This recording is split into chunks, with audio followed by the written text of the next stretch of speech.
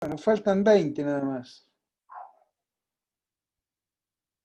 No, ¿cuántos son a la noche, Juan? Ah, tenés razón, porque se pasaron muchos. 27 y 2 que se pasaron. 29 por ahí. Bueno.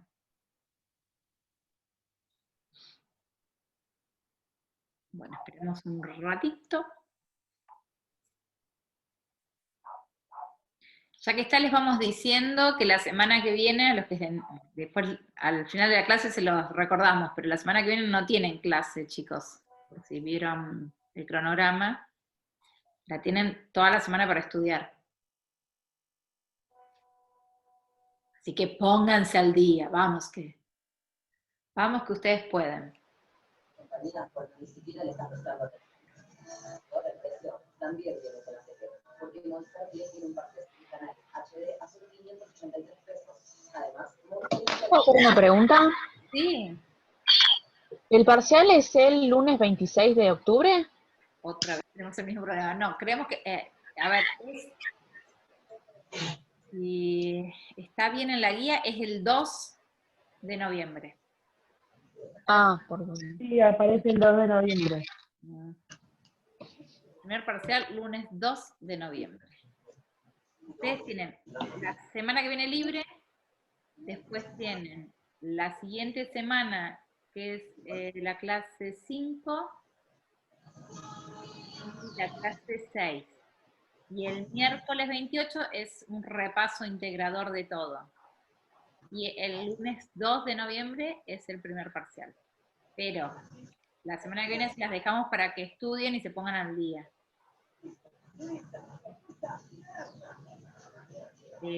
Entraría hasta fluidoterapia, hasta las 5B, digamos.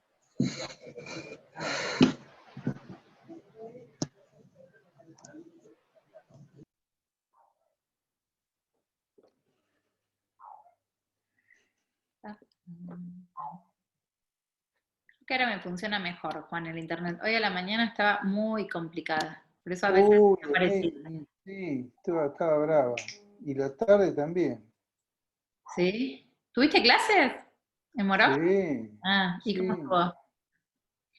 Y 4 horitas difíciles, intensas, con heparinas, protamina, antiagregante, anticoagulantes orales. Un montón. ¿4 horas? Sí, ¿Y le hacen un recreo? ¿Cómo hacen? claro, hacemos un recreo de 20 minutos más o menos, 15. Sí, 4 horas en la compu es mucho.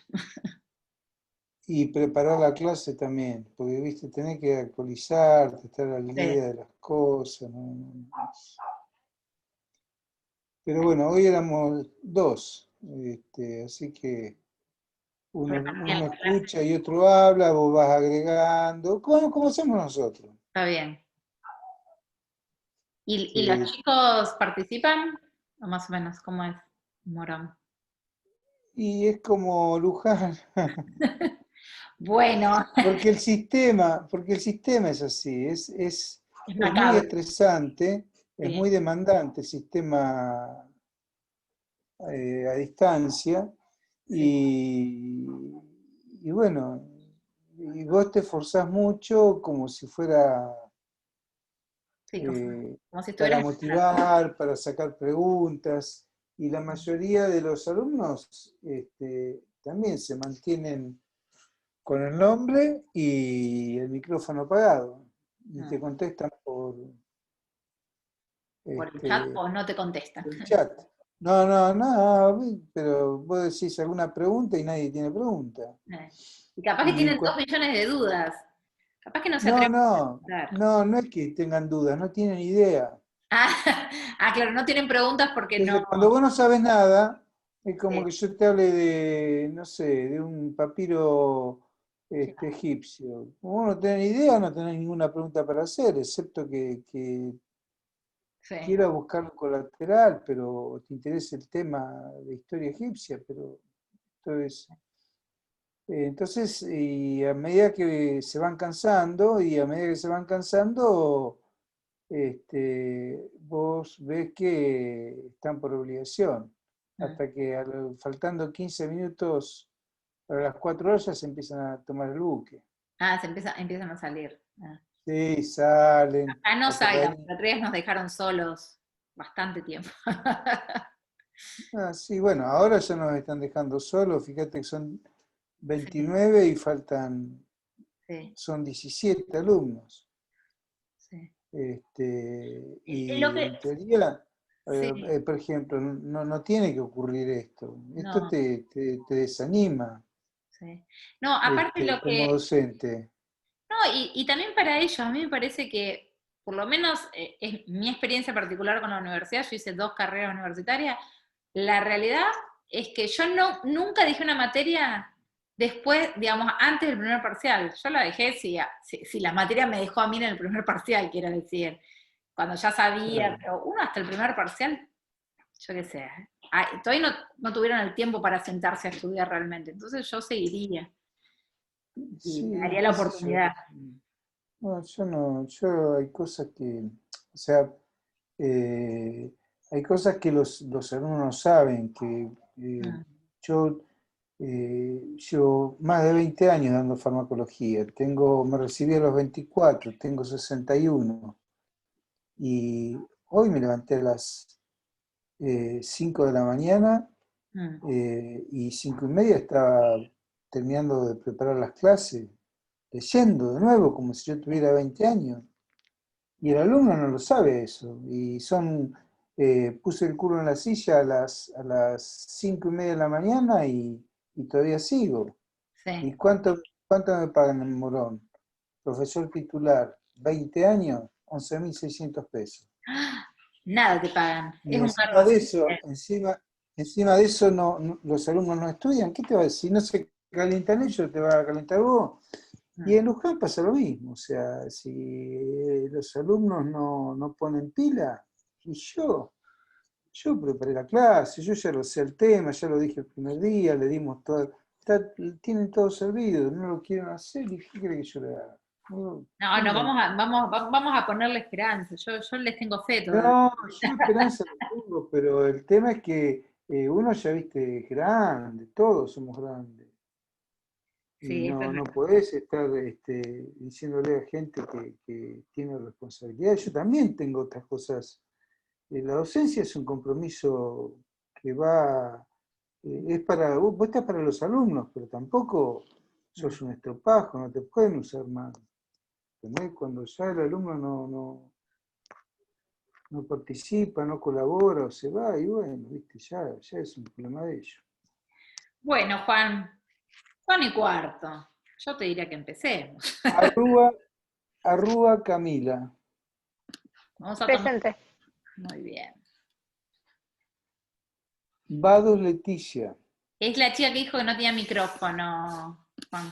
Está presente. Ajá, está bien, pero aquí voy a poner el chat.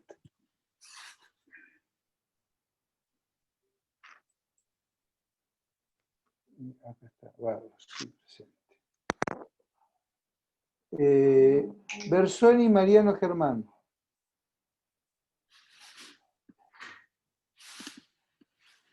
Casas Melanie.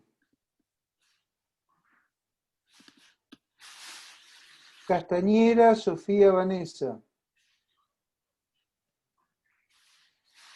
Chimusa María Josefina. Di Pietro Daniela Estefanía. Farchi Micaela Cristina. Galván Adriana Carolina. Presente, profesor. Perdón, Adriana, vos te quedaste en esta comisión entonces, ¿no? Era así. Esta comisión solamente el viernes pasado ingresé porque como no tenemos niños, cambié. Perfecto. Pero el miércoles pasado faltaste, no estabas. No, estaba presente, pero a la mañana. Estaba al revés. A la mañana. Sí. Bueno, estamos con Gamarra Rocío. Presente, profe. Macanudo. Jiménez Sarnec, Cecilia Belén.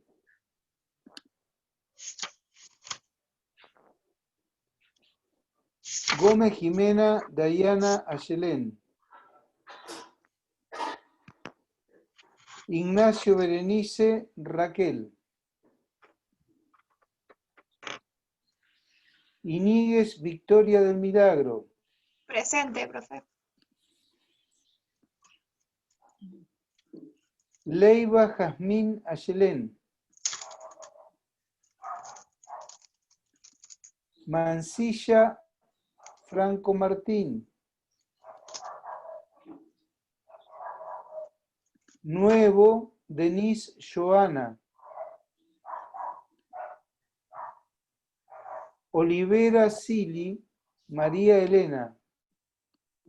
Presente, profe.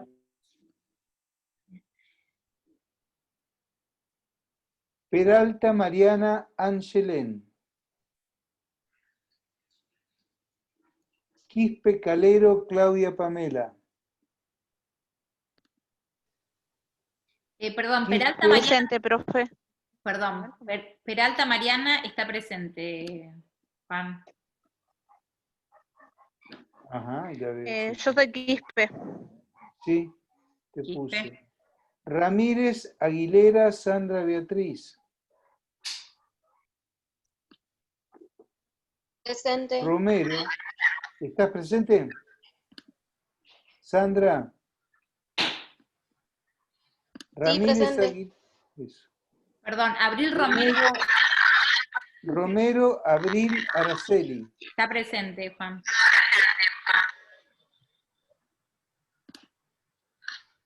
Romero Joana Micaela. Presente. Silva Domínguez Wendy Elizabeth. Presente. Stephanie Verónica Zoe. Valenzuela Florencia Evangelina.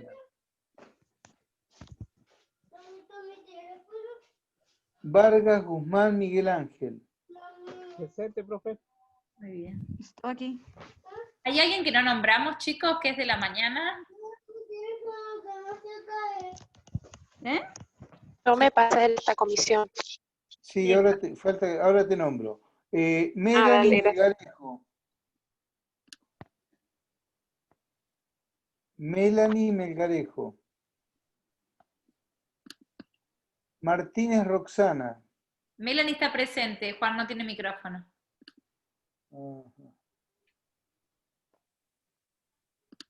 Martínez Roxana.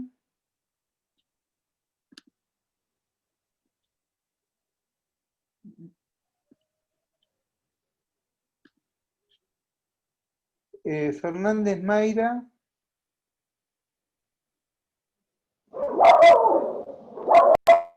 Y Jerez Mayra. Presente.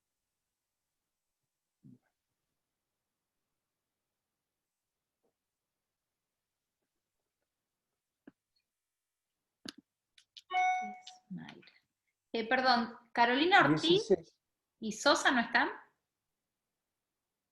No. Yo las había marcado como que me habían mandado que vinieran a la noche. Profe, Franco Mancilla, no sé si nombraron.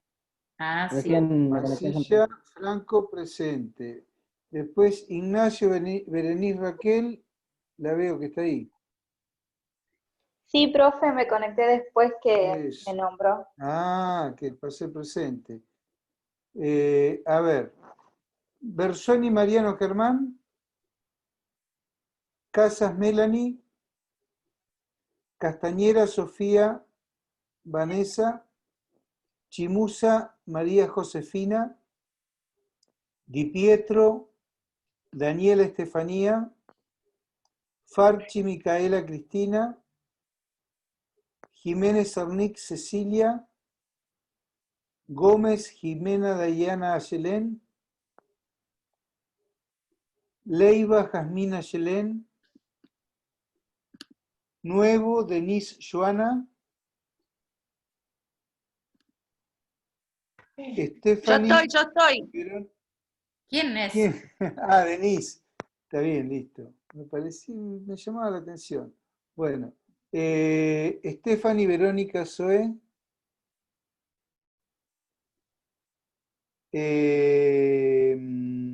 Martínez, Roxana. Está presente, lo puso por el... Sí, está presente Juan Martínez Roxana. Presente, profe. Bueno, Fernández, Mayra.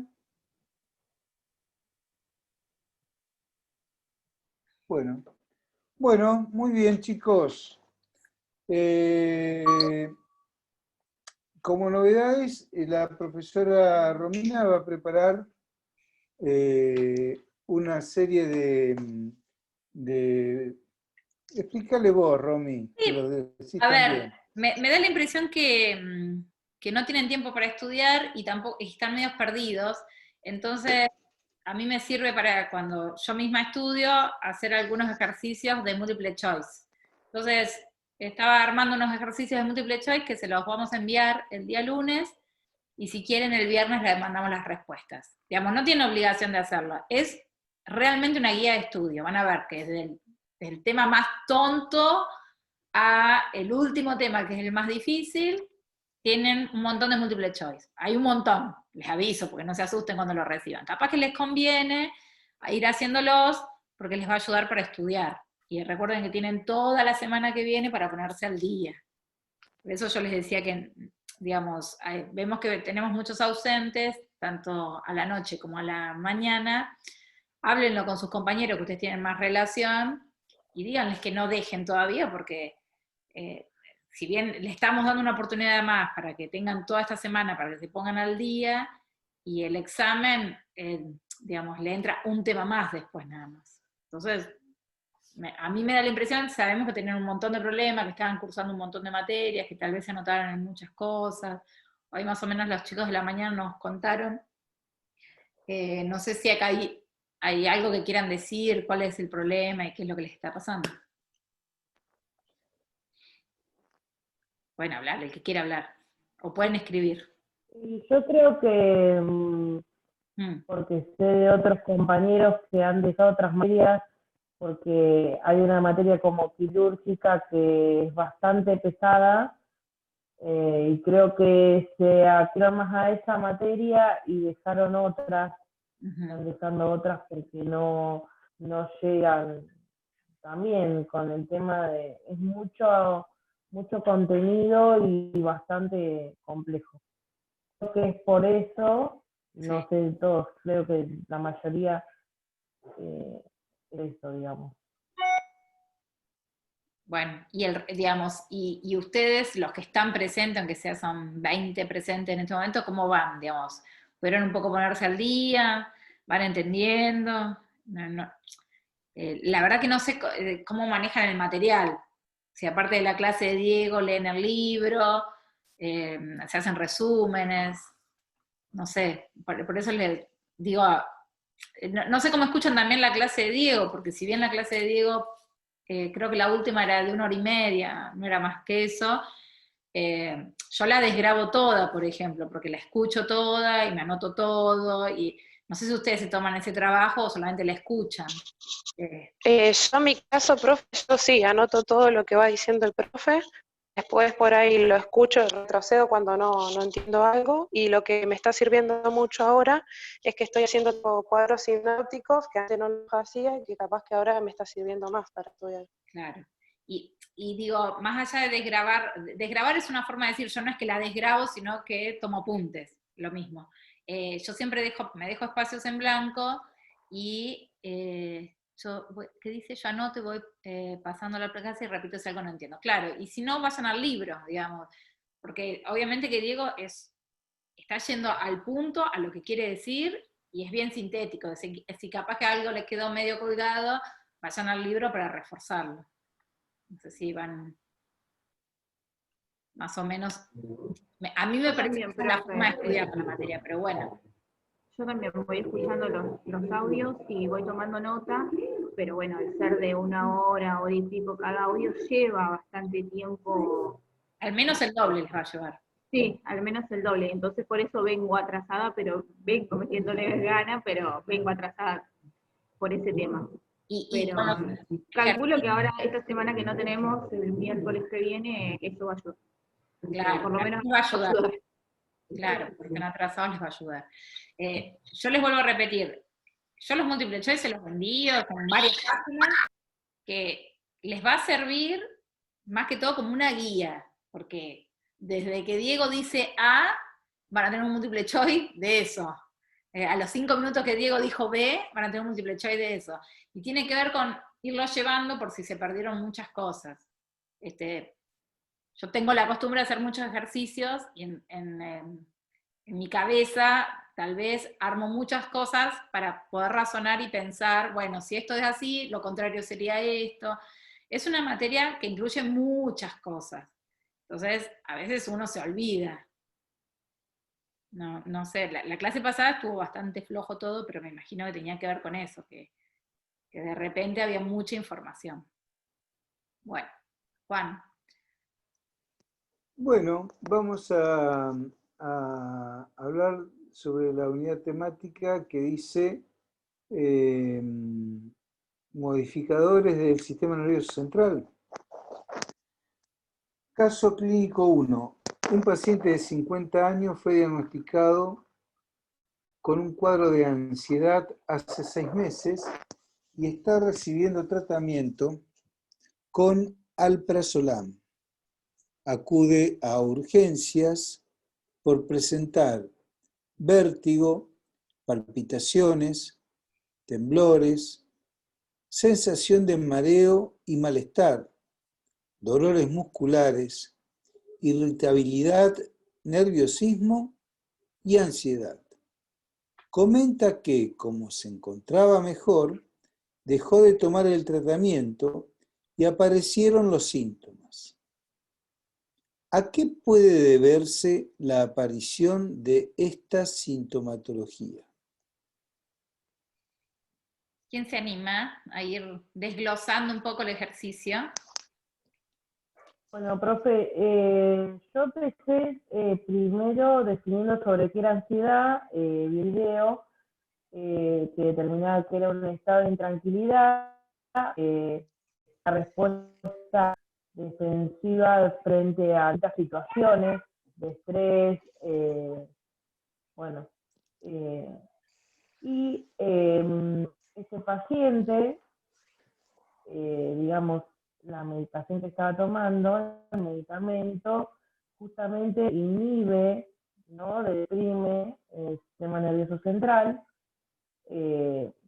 más en el sistema, hace el sistema, lo que es el sistema límbico, que hace la transmisión justamente de miedo, de ira, y bueno, creo que al dejar de tomar eso, otra vez se activó en el sistema nervioso central esta alerta. Y la pregunta primero es, ¿qué es el alprazolam? Para que todos... ¿Qué es? ¿Un fármaco? Es un tranquilizante. Un fármaco de las benzodiazepinas para la ansiedad. Claro, es un ansiolítico y se la clasifica como benzodiazepinas. ¿Y qué hacían las benzodiazepinas? Esto es para repasar un poquito. ¿Se acuerdan? ¿Es un inductor del sueño? Se unen al receptor GABA, ¿puede ser? Inhibidor del cerebro. GABA, sí. Y habría... Inhibidor de la noradrenalina, o sea, GABA, inhibidor de la noradrenalina, serotonina y dopamina. No. Digamos, en las benzodiazepinas se une el receptor GABA, abren el canal de cloruro y permiten que el cloruro ingrese. ¿Sí? Entonces hiperpolarizan la neurona. Bien, todo eso está buenísimo. Y vamos a volver a lo que dijo María entonces. Dice que si lo deja de tomar, ¿los ansiolíticos se pueden dejar de tomar así de un día para el otro? No, porque producen abstinencia, No. sino. Bien, ahí está, porque producen abstinencia. Profe, yo había notado que la sintomatología podría ser por la abstinencia de dejar de tomar el fármaco repentinamente o por ahí por un desajuste de dosis. Porque a mayor dosis, menor dosis, y eso produce ese tipo de ciertas cosas. A ver, repasemos un poco sobre los síntomas que Juan describió. son síntomas propios de la ansiedad, ¿sí? Claro. Entonces, digamos, lo que se observa nuevamente es la enfermedad, más otros síntomas que están relacionados con la abstinencia, ¿sí? Sí, ahí lo que no habla sobre, dice que toma ese medicamento, pero no la cantidad. No. Dice qué cantidad, entonces nosotros también podemos suponer que justamente puede ser digamos, una situación de, ahí dijo ella,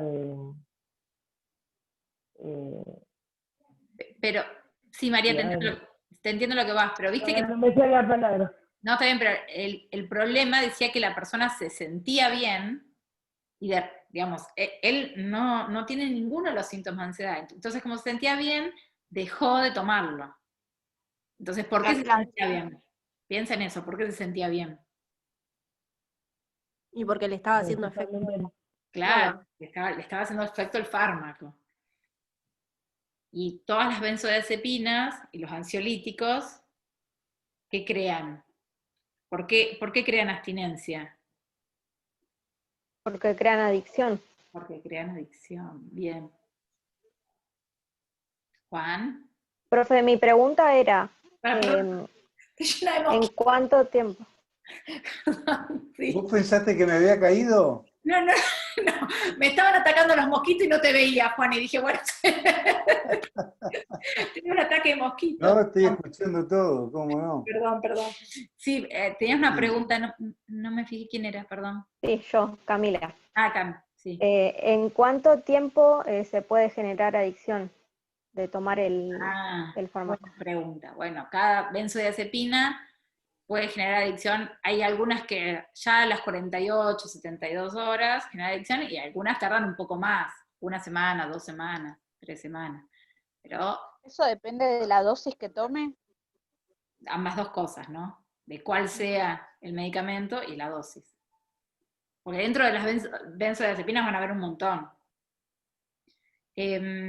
Otra pregunta que quería hacer. Antes de dar benzodiazepinas, como antiguamente, pero que Diego las describió, ¿cuáles eran los otros fármacos que se daban para el tratamiento? ¿Quién tiene efectos sedantes? Claro, muy bien, Miguel. ¿Cuáles eran los otros? Azapirona y barbitúricos. Eso, en general, los barbitúricos, y había otro tipo de medicamentos que no tienen relación ni con las benzodiazepinas ni con los barbitúricos. Pero ¿qué diferencia hay? Bien, Sandra, también.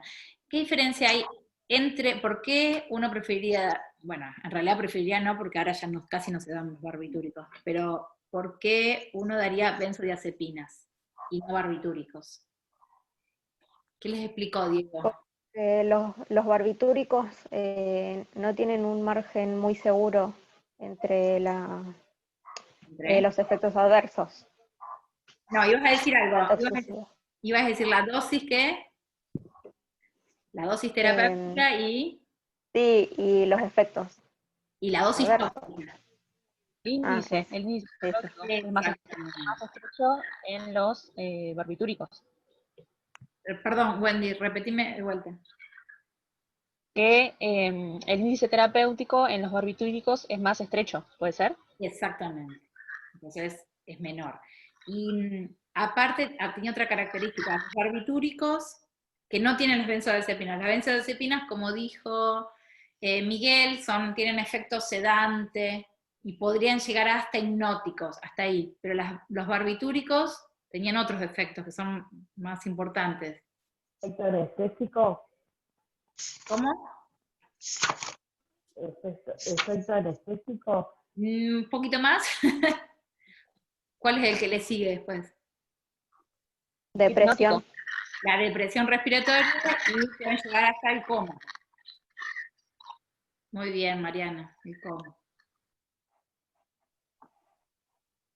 Bueno, y Juan, hacerles preguntas vos, que están respondiendo. ¿Sí? No, yo lo que estoy escuchando, lo que dicen los chicos, me parece que están bien orientados. Bien. Estamos todos emocionados. No se puede quejar, Sí, bueno, entonces, ¿Ustedes conocen a alguna persona que se haya muerto por barbitúricos? ¿Histórica? Actriz. Un lunar en el labio superior. Amy Winehouse. Vestido blanco y pelo platinado. Marilyn Monroe. Marilyn Monroe. Marilyn Monroe.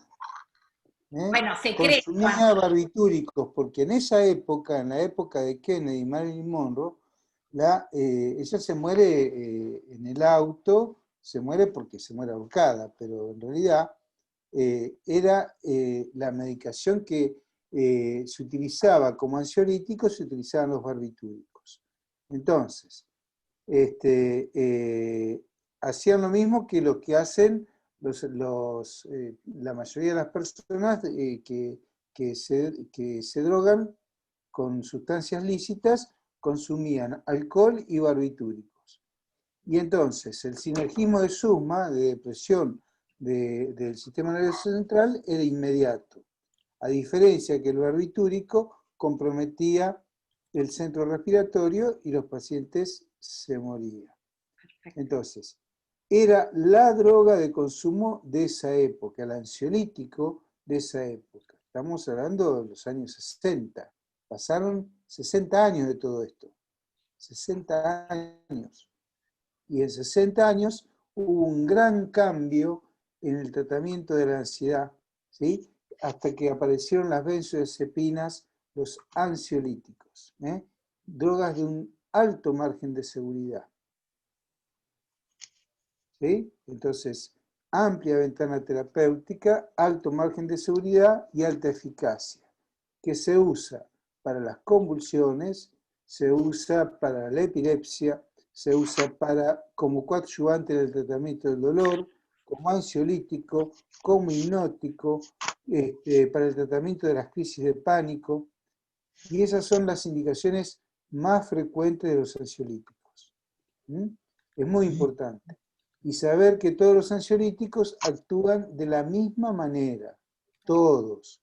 Necesitan del GABA para actuar, actúan en un receptor para benzodiazepinas, así se llama, y al unirse la benzodiazepina al receptor y al existir el GABA, aumenta la permeabilidad neuronal al cloro, eso estabiliza las membranas y eso hace que un efecto global, depresor global del sistema nervioso, solo que en áreas específicas u determinados ansiolíticos pasa igual que con los antiinflamatorios y analgésicos y antipiréticos.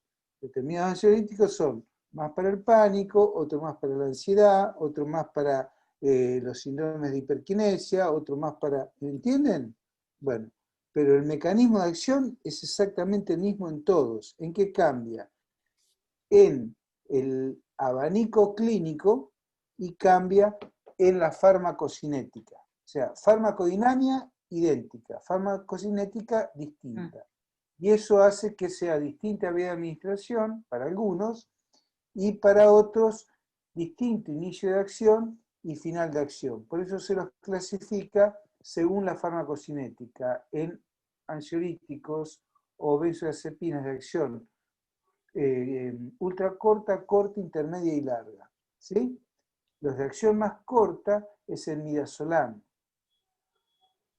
¿Sí? Es una droga que la mayoría de los ansiolíticos, de las benzodiazepinas, tienen como efecto colateral la amnesia.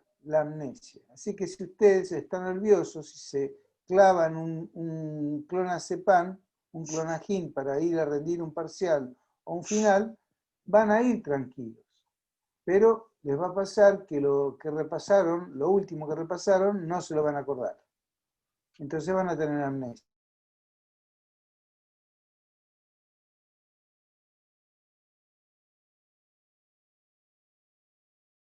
Este es el primer consejo que uno le da. Y para estar despierto tampoco hay que tomar estimulantes, sustancias noradrenérgicas. ¿Sí? Para estar despierto lo que hay que hacer es dormir bien y después poder estar despierto. y ya con los estimulantes normales, como el mate, el café, el té, hacen que uno, y una alimentación y un ejercicio, que uno pueda estar despierto. Hay que cumplir como alumno universitario la regla de los 8. 8 horas para descansar, 8 horas para estudiar y 8 horas para hacer una vida recreativa o laboral, lo que se pueda. Uno haciendo todo eso, o sea, si hoy cursan 3 horas, estudian 5. Si hoy cursan 8 horas, hoy no estudian. Pero mañana compensan, o la semana que viene, compensan estudiando. Pero tienen que estudiar, chicos. Juan, tienen que dormir, tienen que disciplinarse. Entonces, en vez de quedarse boludeando, viendo Netflix, hasta la 1:30 de la mañana, tienen que aprender a acostarse a las 11 de la noche, porque mañana hay que levantarse tempranito, fresquito, y estudiar. Es así, para entender lo que son las benzodiazepinas y la ansiedad. Y lo que más ansiedad genera es, que no es ansiedad, es incertidumbre cuando uno no sabe ni lo que va a pasar, y mucho menos cuando uno no sabe el tema. Entonces, la respuesta a la pregunta 1 es exactamente eso, que el paciente tiene un síndrome de abstinencia. ¿Y cómo lo tratarían en esa sala de urgencias a ese síndrome de abstinencia?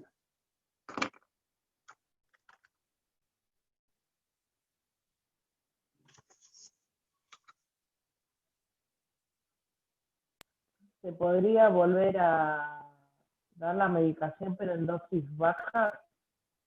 Se debe dar la medicación. Se debe dar. ¿Saben por qué se produce un síndrome de abstinencia? ¿Cuál es la razón? Es una razón bioquímica y de ocupación de receptores. La abstinencia. Es cuando pasa...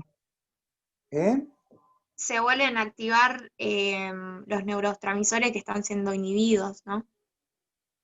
No sé si neurotransmisores, no es que están inhibidos, están ocupados. Están ocupados. La acción es depresora. Entonces, cuando a medida que uno tiene benzodiazepinas, los neurotransmisores se empiezan a ocultar. Entonces, dependiendo de la dosis, si yo doy mucha dosis de benzodiazepinas, los receptores comienzan a ocultarse. Si yo bajo la dosis de benzodiazepina, los receptores comienzan a asomarse. Es como si yo ahora empezara a gritar. Si yo grito, los receptores, que son ustedes, ¿sí? ¿Qué hacen? ¿Le bajan el volumen a la computadora o se sacan un auricular y piensan cómo grita? Entonces ahí me pierdo un receptor, ¿entienden? Ahora, si yo hablo despacito, hablo todo así despacito, ustedes como no entienden, se esfuerzan más en escuchar y aumentan la calidad y la cantidad de receptores. ¿Entienden? Eso se llama regulación de receptores frente a la oferta de estimulantes o de ocupación de receptores. En un síndrome de abstinencia desaparece la benzodiazepina y los receptores están a flor de piel, de membrana, mejor dicho, a flor de membrana, esperando a ser ocupados. Entonces se genera así un estado de ansiedad. Lo mismo pasa con la abstinencia a los opiáceos, con la abstinencia al tabaco, con la abstinencia a la cocaína y al alcohol y a todo lo que genere justamente movimientos de receptores. Y lo mismo pasa con unas drogas que se llaman beta bloqueantes, razón por la cual uno no las puede abandonar de golpe porque hacen picos hipertensivos. En este caso, hizo un síndrome de abstinencia e hizo una crisis de ansiedad. Si hubiera dejado de golpe, por ejemplo, atenolol, hace una crisis hipertensiva. Entonces, el tratamiento es ocupar esos receptores ¿con qué? Con benzodiazepina. Entonces, evidentemente, esto marca un antes y un después. Este paciente ya es dependiente de benzodiazepinas, desde el punto de vista psiquiátrico y farmacológico, médico. O sea, yo voy a tener que hacer un tratamiento de descenso paulatino de dosis, que tal vez me lleve 2 meses o 3, hasta que al paciente lo deje libre de benzodiazepinas. Y veré cómo tratar la ansiedad con ansiolíticos no benzodiazepínicos, que también existen. ¿Sí? ¿Entendieron? Juan, ¿querés explicarles también, para que tengan todos la misma información, qué pasa en un caso de sobredosis? Bueno, lo que ustedes también tienen que saber es que son pocas las drogas que tienen antagonistas o reversores. Nosotros hablamos de reversores específicamente de las benzodiazepinas. Existe un antagonista clínico, o sea, que revierte clínicamente la acción depresora que pueda tener un paciente intoxicado con benzodiazepina, donde está prácticamente en coma, dormido, que no responde a órdenes ni estímulos dolorosos. Entonces, ese paciente, por más que tenga respiración espontánea o puede tener una bradipnea, está intoxicado por benzodiazepinas. Nos quedan 2 cosas por hacer: o esperamos que metabolice las benzodiazepinas, o le damos, desde hace ya 20 años, existe un antagonista clínico que se llama flumazenil.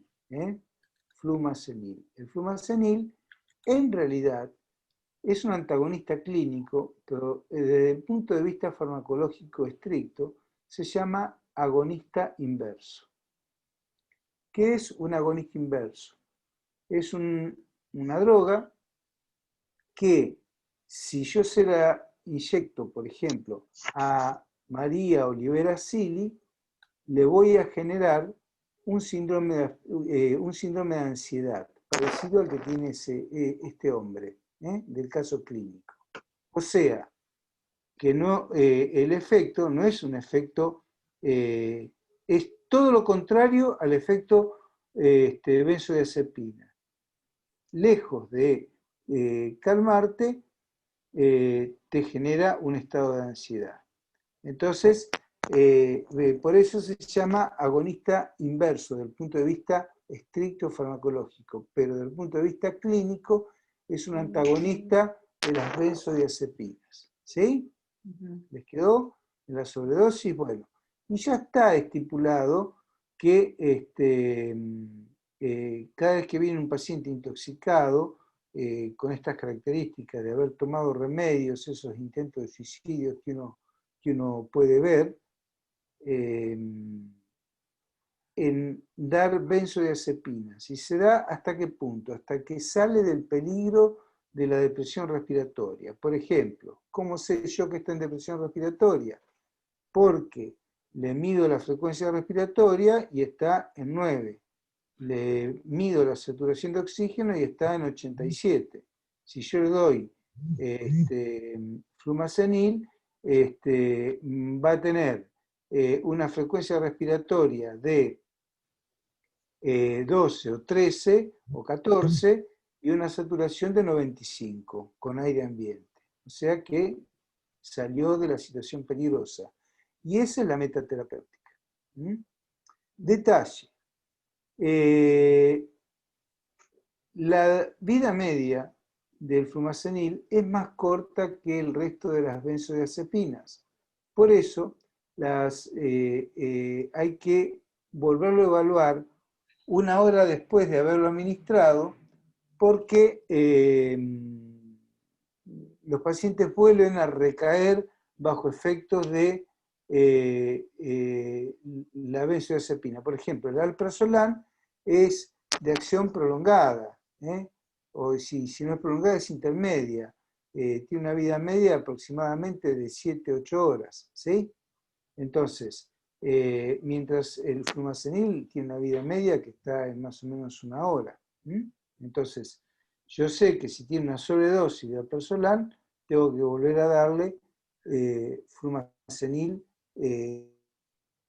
goteando flumacenil más tiempo para que el paciente no vuelva a recircular esa droga y vuelva a caer en su estado depresivo. ¿Sí? Depresivo del sistema nervioso central, no depresivo de un estado anímico.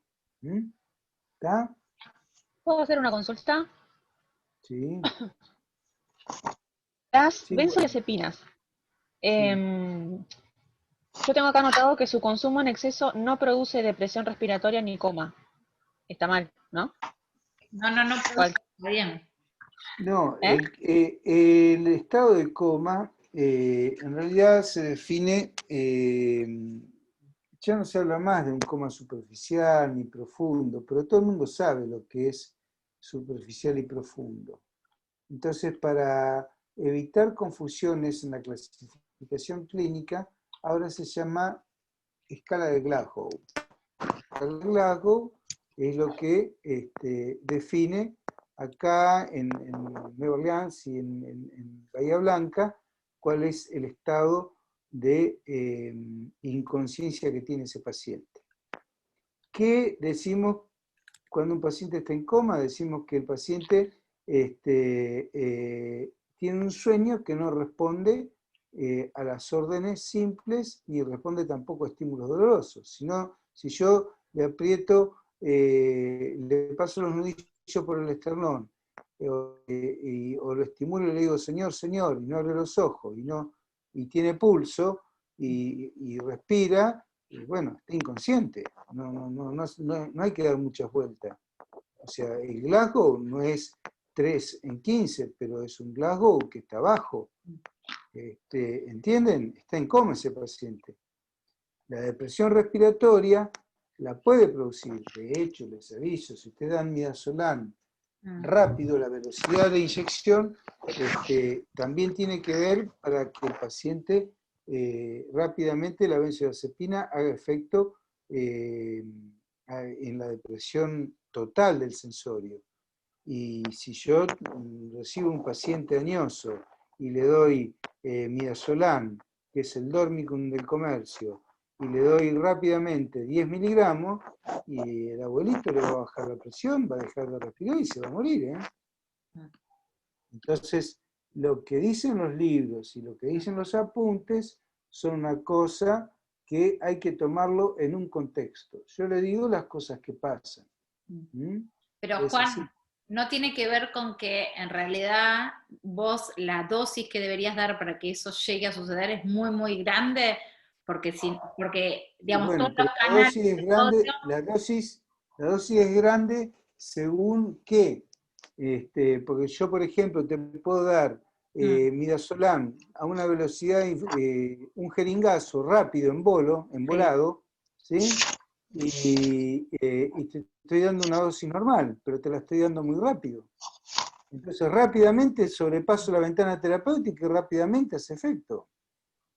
Claro, pero los canales, en ese caso, como hay una sobreproducción, digamos, los canales de cloro, el cloro, digamos, no llegan, digamos, ingresa todo a las neuronas, pero enseguida deja de producirse, no hay más cloro en el medio, entonces no se debería producirse el coma. Me parece que tiene que ver con la producción de cloro.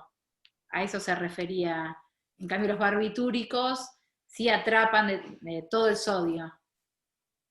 Creo que esa era la diferencia. Los barbitúricos, tanto los barbitúricos como las benzodiazepinas actúan necesitan que el cloro entre a la célula, ¿sí? Claro, pero son dos mecanismos diferentes. Uno es por los canales de cloro y otro por canales de sodio. Si no me olvido. Pero es el cloro el que tiene que entrar. Sí, claro, pero en un caso lo hace. Sí. En un caso lo hace porque el sodio sale y entonces el cloro queda adentro, y en el otro caso es porque hace que ingrese el cloro.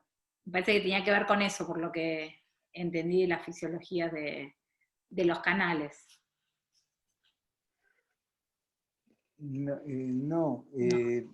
mirá, el canal de cloro puede moverse, mire mi mano, de esta manera. Si se mueve rápido, o puede mantenerse paralizado. Si se mantiene paralizado, pero grande, entra mucho cloro. Eso hacen los barbitúricos. Y si se mueve rápido, entra mucho cloro y eso hacen las benzodiazepinas. Pero para que las benzodiazepinas actúen, es necesario que exista GABA. Si no hay GABA, que es el inhibidor más importante que tiene el sistema nervioso central, no se produce acción de las benzodiazepinas. De hecho, tienen su propio receptor para que esto ocurra. En cambio, los barbitúricos generan entrada de cloro y no necesitan del GABA para actuar. Por ejemplo, yo tengo un paciente con convulsiones subintrantes, que entra en convulsión, entra en convulsión, entra en convulsión. Le doy diazepam, le doy esto, lo otro, y no hay manera de que deje de convulsivar. Yo le doy tiopental sódico y inmediatamente el paciente deja de convulsivar. Eso sí, después que le termine de dar el tiopental sódico, el paciente va a hacer su etapa de depresión respiratoria y lo voy a tener que intubar. ¿Sí? Bien. Entonces, eso es lo que pasa con el uso del único barbitúrico que nos queda en el mercado. Nos quedan dos cosas en el mercado: el tiopental sódico y el fenobarbital. No hay más barbitúricos en el mercado. Y el barbitúrico actúa sobre los canales del sodio como medicación antiepiléptica. Que es distinto, estamos hablando de cosas distintas. Una como medicación antiepiléptica y lo otro como medicación bueno, que necesita todo eso.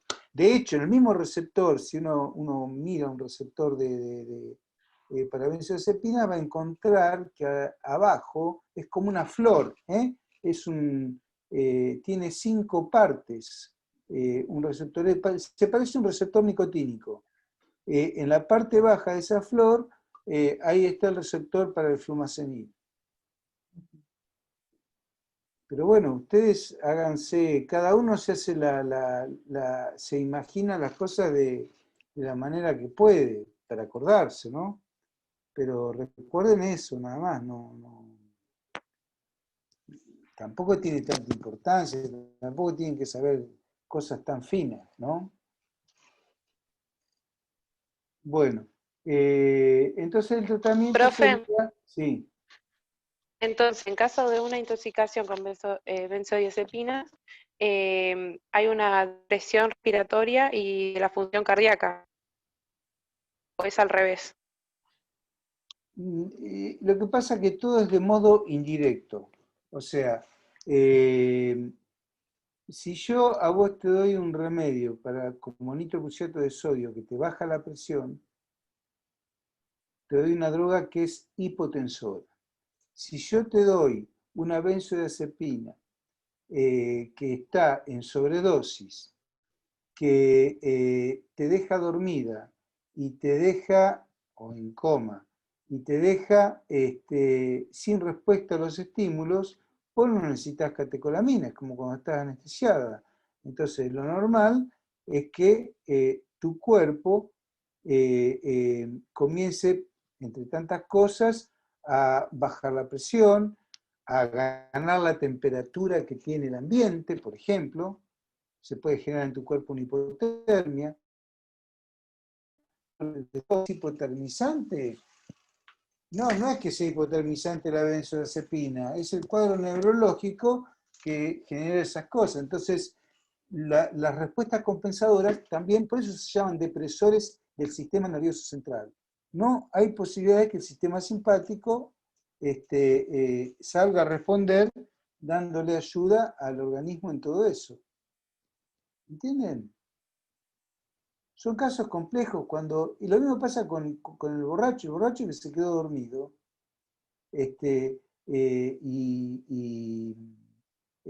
Comienza a ganar la temperatura del ambiente, está dormido, se va a poner hipotenso, se va a poner hipotérmico y al otro día lo van a encontrar tapado de diario y muerto.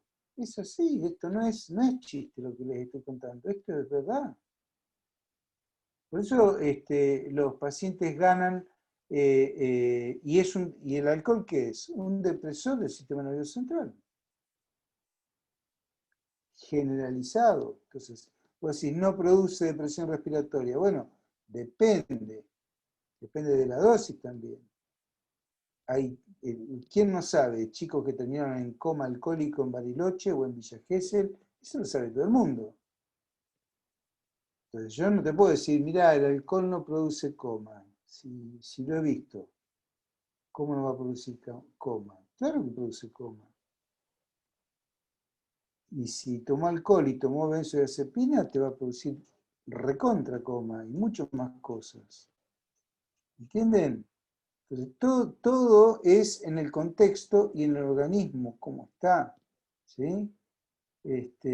La velocidad, la cantidad, la dosis que se toma, la relación que tiene el paciente con el fármaco, y todo es una regla cinética. Y después la cinética metabólica que tenga cada droga para ver la respuesta. Son cosas que de cada palabra que tiene este enunciado uno puede, se desplace específicamente sobre ese tema. ¿Entienden? Podemos hablar de clasificación, podemos hablar de ansiedad, podemos hablar de por qué tiene temblores, podemos hablar por qué tiene un cuadro digestivo, podemos hablar del tema de las palpitaciones, podemos hablar de 1000 cosas y cada cosa amerita un remedio o amerita una clase distinta para entenderlo. Pero no hay duda que este paciente tiene un síndrome de abstinencia y el tratamiento sería baja dosis para ir cubriendo una población de receptores que están demandando ser ocupados por benzodiazepinas. ¿Sí? Entonces el paciente se va a enojar, va a decir al final, yo quiero dejar el alprazolam y usted me da alprazolam, usted no sabe nada, y se va a ir loco como una cabra como está, porque no va a entender todo lo que le pasa. Y la familia, bueno, va a pensar exactamente como el paciente. Es muy difícil, es un caso que uno lo lee, lo entiende, pero en los papeles, en los hechos reales, es difícil el manejo. Ahora bien, yo esos receptores los puedo ocupar no necesariamente con alprazolam, lo puedo ocupar con cualquier benzodiazepina, porque técnicamente son todas iguales. ¿Entienden? Entonces al paciente le puedo dar, por ejemplo, diazepam por vía endovenosa, 3 miligramos, y yo al paciente ya lo tengo calmado. Y no le di nada, y no usé alprazolam. ¿Sí? Entonces, hay 1000 cosas para hacer sobre un paciente en esta situación. Bueno, No, es para ¿alguna mañana. pregunta o seguimos con el 2? Bueno, vamos al 2. Un paciente de 75 años diagnosticado de demencia tipo Alzheimer y que recibe tratamiento con anticolinesterásicos presenta pérdida de la agudeza visual, cialorrea, lagrimeo, temblor palpebral. ¿Qué explicación daría a la aparición de estos síntomas?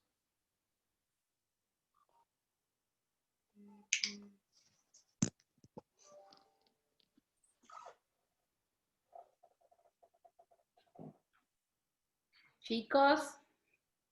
De a uno, porque no se escucha nada si hablan Claro. todos juntos. ¿Alguien primero puede explicar qué es lo que produce la enfermedad de Alzheimer? Es un deterioro mental, el Alzheimer. Mental. estaban hablando dos juntos. Miguel, si querés. Es un deterioro mental que presenta confusión, también delirio y bueno, produce signos como dificultad para comunicarse, problemas de atención y de orientación.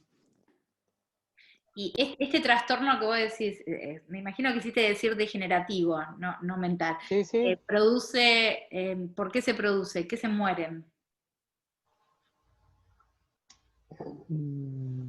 Hay un déficit de las neuronas de la acetilcolina. No, ibas a decir lo anterior que ibas a decir.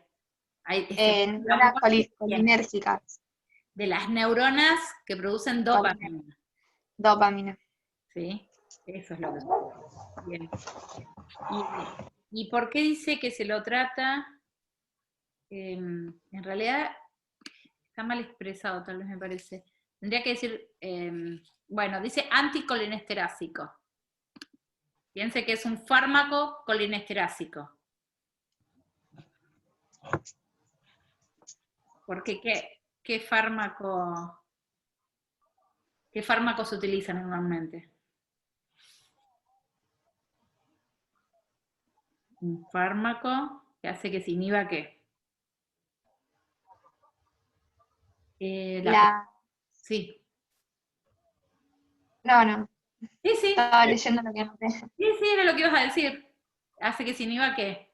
Enzima colinesterasa. Eso. Colinesterasa. Yo había puesto que la acetilcolina destruida por la enzima acetilcolinesterasa. Bien, entonces, ustedes van a dar un fármaco que hace que se inhiba la enzima acetilcolinesterasa para que esté disponible la acetilcolinesterasa. ¿Entienden? ¿Sí? ¿Todos entendieron eso? ¿Lo puede explicar, profe, no? Ustedes le van a dar un fármaco que inhibe a la acetilcolinesterasa, la enzima. Sí. Esa enzima normalmente destruye a la acetilcolina. Si yo le doy un fármaco que la inhibe a esa enzima, va a estar disponible la acetilcolina. ¿Entienden? Sí, ahora sí. ¿Sí? ¿Entendieron? ¿Y qué puede ser? ¿Qué es lo que, según el caso clínico? Fíjense las características que dicen, los síntomas.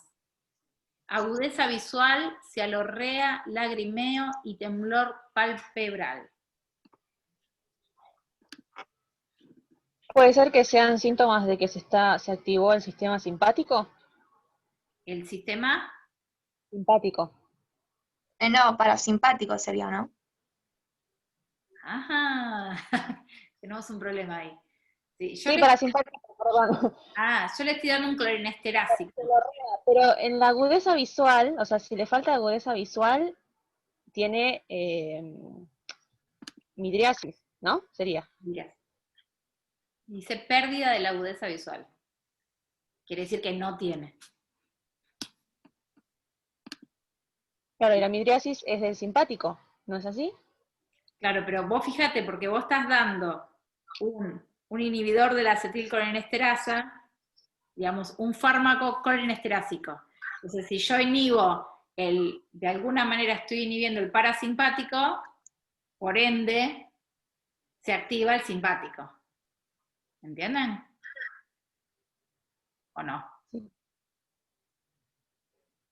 ¿Sí o no? Digamos, si yo estoy inhibiendo a la enzima que degrada la entonces voy a tener mucho de acá. ¿Entienden que uno de los sistemas es contrario al otro? Lo que a mí no me queda claro es por qué tiene síntomas del parasimpático y síntomas donde se activa el simpático. Esos son dos cosas a la vez. Por un lado, normalmente la enfermedad de Alzheimer también afecta a toda la parte ocular, chicos. Por un lado tiene que ver con eso. Entonces hay síntomas del Alzheimer propiamente dicho, y hay síntomas que tienen que ver con la acetilcolinesterasa. ¿Entienden eso? Ahí están los dos síntomas asociados ahí, en todo ese conjunto. Muchas personas con enfermedad de Alzheimer tienen problemas oculares.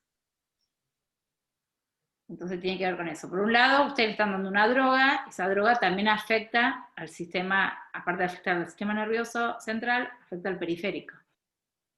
Entonces, la pérdida de agudeza visual no sería propiamente por la medicación, sino por la misma enfermedad. Sí, normalmente. El lagrimeo también. Pasan esas cosas. Eso es muy común. ¿Y qué dice? Presenta pérdida de agudeza visual. ¿Y qué podrían hacer?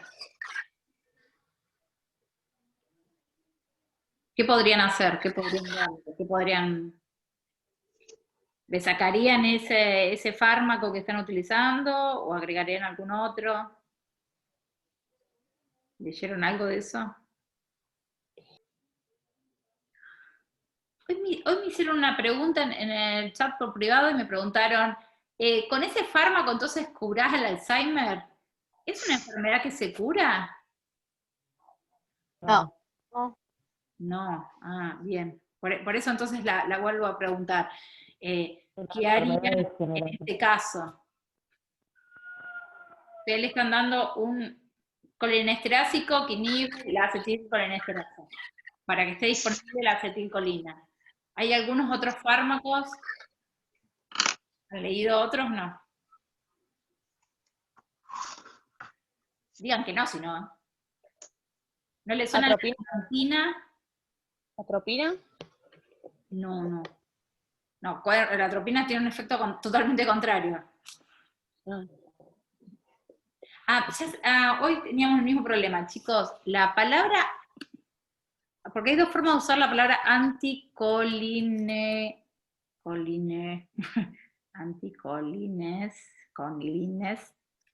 esperen, no tengo que Colinérgico será. Claro, hay dos problemas. Cuando, a veces, fíjense cómo está escrito, hace mención a un fármaco que es colinesterasico. En este caso está haciendo mención a un fármaco colinesterasico que actúa sobre la enzima. Por eso la compañera Wendy dijo atropina, piensen que es lo contrario. Ese sí es anticolinesterasico. No sé cómo lo ¿vieron la clasificación del libro, que capaz es más clara? Profe, ¿eso no corresponde a la clase pasada donde decía lo de los agonistas colinérgicos de acción indirecta? Ahí va, sí, tiene que ver con eso. Por eso digo que tiene que ver cómo está escrito.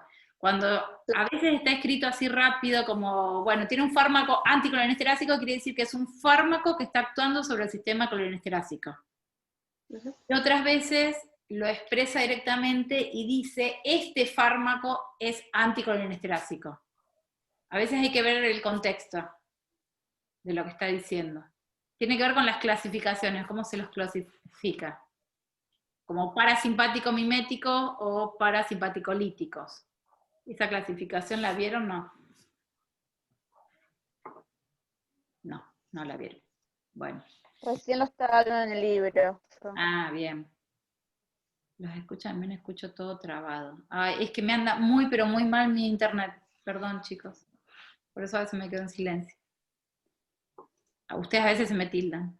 Entonces, otra cosa que se le podría, digamos, primero, el efecto que están viendo tiene que ver con la droga, con el fármaco que yo le estoy dando, que también va a afectar al sistema nervioso periférico. ¿Sí? Eso por un lado. Todo lo que tiene que ver con salivación y todo eso tiene que ver. Y por el otro lado, lo otro que podrían hacer, yo busqué algún otro tratamiento. Puede ser. Sí, María. Dice que ejercen efectos equivalentes a la estimulación excesiva de los receptores colinérgicos. Claro, porque vos, a ver, si vos inhibís la enzima anticolinesterasa, ahí está, vos inhibís la enzima anticolinesterasa, ¿no? Y tenés acetilcolina dando vuelta. Y entonces... ¿Es como una toxicidad? ¿Es como qué? Una sobreestimulación de acetilcolina. Bueno, no es una sobreestimulación, sino que hay mucha acetilcolina. Y si hay mucha acetilcolina, claro, cómo están los músculos y todo. Están más relajados. ¿Entienden eso? ¿Sí? ¿Qué sistema es? ¿El parasimpático o el simpático? ¿Cuál se está expresando? El parasimpático. Parasimpático, eso. Parasimpático. Parasimpático, bien. Por eso le decía que el término anticolinesterásico no está bien. Pero es una forma rápida de decirle algunos fármacos. Es un error de doble clasificación. Bueno, yo quiero decir una cosita con respecto a... el Alzheimer se divide en leve, moderado y grave, o demencias, que en realidad son trastornos cognitivos, donde se altera la atención, la sensopercepción y la memoria. Y entonces ocurre que para el estado leve y moderado, la droga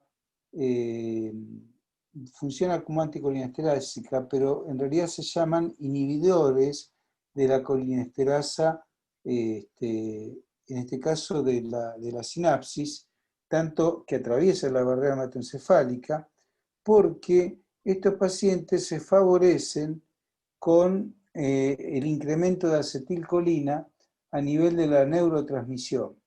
Entonces, mejora la atención, mejora la sensopercepción y sobre todo se llaman síntomas positivos o negativos y el paciente se vuelve más sociable o apenas más sociable. Ya es un avance enorme. Ejemplos de drogas inhibidoras de la colinesterasa es el donepezil y otro es la galantamina. Son ejemplos de drogas antipsicóticas para demencias de este tipo. Son demencias degenerativas. Y ocurre entonces que nadie habló de midriasis, se habló de pérdida de la agudeza visual. La agudeza visual es una cosa y la midriasis es otra cosa.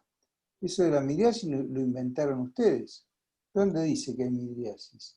Dice pérdida de la agudeza visual, dice que hay cialorrea, que hay lagrimeo y temblor palpebral. Cialorrea es mucha secreción en la boca, eso es característico de un incremento de acetilcolina, ¿sí? Después, lagrimeo lo mismo, y temblor palpebral, no se olviden que los párpados son músculos estriados. Si uno ve la musculatura en cualquier dibujito, van a ver que los párpados son músculos estriados, que funcionan de modo automático y funcionan también de modo voluntario. De hecho, el pestañeo es involuntario, pero yo puedo abrir y cerrar los párpados las veces que yo quiero. Entonces, la pérdida de la agudeza visual significa que uno puede tener una visión borrosa, entonces no puede hacer foco. Igual es muy difícil medir la agudeza visual en un paciente que no sabe expresarse. Pero vamos a obviar lo de la agudeza visual. Lagrimeo, cialorrea y el temblor palpebral son equivalentes a las mismas fasciculaciones que veíamos en la intoxicación por órganos fosforados, por ejemplo, que también actuaba inhibiendo la colinesterasa de la unión, ¿sí? Entonces, al haber un incremento de acetilcolina, solo que esto es un tratamiento dirigido, es para que se incremente la acetilcolina en el sistema nervioso central y para que tenga pocas manifestaciones. Pero estos son los efectos adversos o la extensión de su acción farmacológica, podríamos decir mejor, de un incremento de acetilcolina. Esto no le hace mal al paciente si el precio de esto es que él pueda estar un poquito más atento y en una visita reconozca al hijo, aunque sea 5 minutos, cuando hacía 6 meses no conocía a nadie. ¿Entienden? La lucidez de un paciente se mide por estas 3 variables clínicas: la atención, la sensopercepción y la memoria. Y estos pacientes perdieron la atención, perdieron la sensopercepción y la memoria. Por eso no están lúcidos, están dementes, psicóticos. Es difícil de entender porque uno no sabe medicina, estas cosas nadie se las explicó. Pero bueno, hay un punto que hay que explicarlas. Entonces, un ejemplo de droga inhibidora colinesterásica que funciona como una anticolinesterásica es donepezil y galantamina. ¿Sí? ¿Quedó? ¿Puede repetir lo que dijo, profe, de los fármacos? Los fármacos. Done, de donar, donepezil, con Z, pezil, donepezil y galantamina. Esos son los fármacos, que son inhibidores de la colinesterasa. Y lo que el paciente tiene es por un aumento de acetilcolina que justamente se pone en evidencia en los receptores que están en las glándulas salivales, en las glándulas lagrimales y a nivel de los músculos estriados, ¿sí? Estriados que tiene el ojo.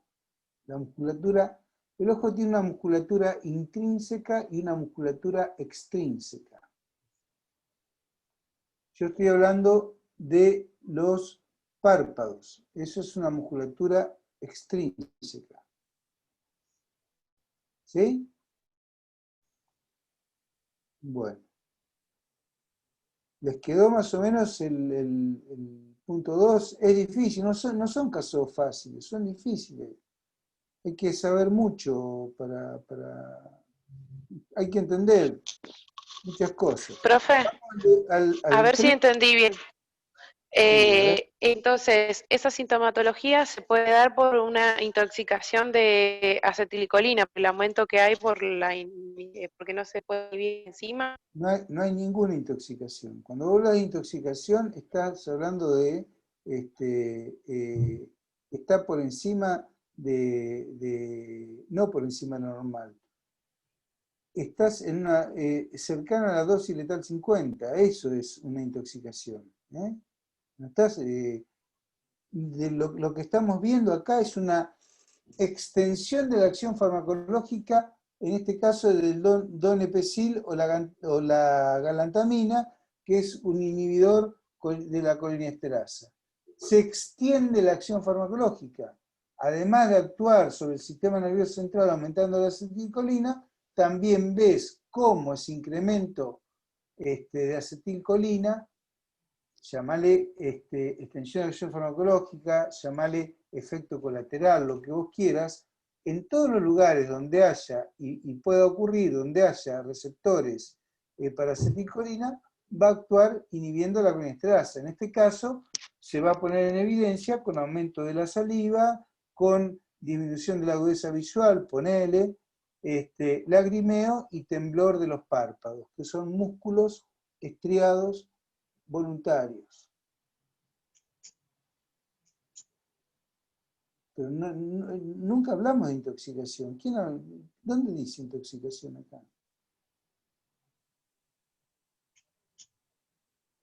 No, chico, lo que hace referencia Juan es que afecta al sistema nervioso central y afecta al sistema nervioso periférico. ¿Entienden eso? Es que la acetilcolina es necesaria en el sistema nervioso central, al igual que la noradrenalina, la serotonina y la dopamina. ¿Sí? Son los 4 neurotransmisores básicos que el sistema nervioso central necesita. Entonces, si faltan, por ejemplo, si falta la serotonina, tendremos depresión. Si falta la noradrenalina, tendremos psicosis. Si falta, o está en exceso, está en menos. Si falta la dopamina, tendremos Parkinson. Si falta, entonces esos son neurotransmisores centrales, pero resulta que la acetilcolina no solamente está en el sistema nervioso central, sino también está la acetilcolina también está en el sistema nervioso periférico, de modo que la extensión de la acción farmacológica va a ser que en el sistema nervioso periférico parasimpático, de acuerdo a dónde estén los receptores ubicados, se manifiesten. Y se manifiestan con una vaguedad, con una cosa muy leve, que es un aumento de saliva, un lagrimeo y el temblor de los párpados. Punto. Si además de eso tuviera broncoespasmo, tuviera diarrea o tuviera globo vesical, bueno, es demasiada acetilcolina, entonces yo le bajo la dosis. Pero hay un punto donde la extensión farmacológica es normal. Por ejemplo, yo te doy una aspirina, y la aspirina, y la aspirina vos te genera una úlcera de estómago, bueno, estás intoxicada de aspirina. Lo que estás sufriendo es un efecto adverso de la aspirina. ¿Entienden la diferencia? Si viene un nene y se come 10 aspirinas juntas, aunque no tenga úlcera de estómago, sí va a tener una intoxicación por ácido acetilsalicílico, que es distinto. Chicos, tal vez la confusión tiene que ver con que la clase pasada hicimos mención a que, por ejemplo, algunos inhibidores de la acetilcolinesterasa afectaban específicamente al sistema nervioso periférico. Lo que sucede es que hay algunos inhibidores de la acetilcolinesterasa que pueden pasar por la barrera hematoencefálica y otros que no, ¿entienden? Por eso Juan nombró 2 específicos que sí pueden pasar por la barrera hematoencefálica, entonces van a afectar al sistema nervioso central. ¿Entienden esa diferencia? Hay otros que no pueden pasar por esa barrera hematoencefálica, entonces obviamente que van a afectar específicamente al sistema nervioso periférico. Yo tengo una migraña terrible, chicos, así que estoy en el tema justo hoy. Bueno, vamos al tema de epilepsia. Mujer de 35 años embarazada de 4 meses. Presenta epilepsia. Y está en tratamiento de los 18 años sin un buen control de sus crisis. Nos consulta porque ha decidido abandonar el tratamiento al conocer que el fármaco que toma, carbamazepina, puede producir efectos malformativos en el feto. No hay pregunta.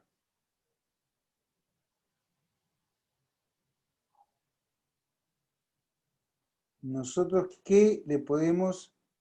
Ese es un problema. A veces los problemas no tienen preguntas. A veces es solamente la exposición de un problema. Esto suena así, como un problema. ¿Qué le decimos? No, dejar el embarazo. No, seguir con la carbamazepina. No, cambiar de anticonvulsivante. Ese es el planteo, el problema. Hay muchas cosas para charlar sobre el tema. Para ir desglosándolo, primero, la primera pregunta es, ¿qué ocasiona la epilepsia? ¿O qué es?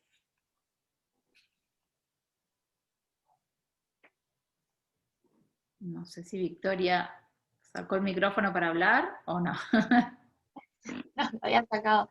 Es un trastorno cerebral de la actividad de la descontrolada de las neuronas. ¿Y con qué tiene que ver? ¿Con el impulso? Con el sistema nervioso central. Sí, pero con el impulso eléctrico entre las neuronas. Ah, con el impulso eléctrico. Sí, bien. Y la otra pregunta que podemos hacer es, bueno, ¿qué es la carbamazepina o qué ocasiona? ¿Por qué este planteo que va a hacer la paciente? Encontraron. Inhibe canales de sodio. Inhibe los canales de sodio, sí. Pero hasta ahí pareciera que no tiene ningún efecto sobre el feto o el bebé, como le quieran decir en este momento. Sí interfiere en algo, en la producción de ácido fólico. Y en la vía de la producción de vitamina K y D, que en realidad al bebé no le van a afectar tanto, pero sí la producción de ácido fólico. Profe, pero ese no era otro. Oh, Me pareció que tenía otro nombre. Estoy mal capaz, ¿eh? Es el que genera espina bífida, por eso. Ah, te estás refiriendo a que hay otro fármaco que actúa de manera similar, sí. Hay 2 fármacos que actúan de manera similar, es verdad. Ya te digo. El ácido valproico y la fentoína. Tienen efectos similares. Y Profe, yo sí. Había leído que la carbamazepina cruza rápidamente la barrera placentaria. Claro. Y el fármaco se acumula en los tejidos fetales, que por eso también puede producir anomalías congénitas. Entonces, sabiendo toda esa información, ¿qué es lo que recomendarían? ¿Qué es lo que le dirían a la paciente? Ustedes no son los médicos, pero seguramente les va a pasar que les van a preguntar cosas así. Y tendría que cambiar a otro fármaco. Y controlar el bebé, porque ya estaba embarazada de 4 meses y, claro, y recién ahora. Claro, pero también dice que no tiene un buen control, ¿no? De la crisis. Entonces, como que no, el médico podría decirle otro tipo. Otro tipo, bueno, otro tipo de fármaco. ¿Y cómo lo cambiarían y cuál sería otro tipo de fármaco?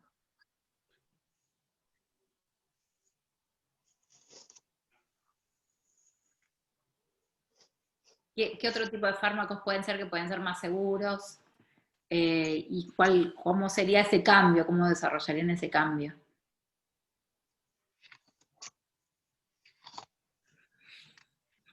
Estamos hablando de epilepsia.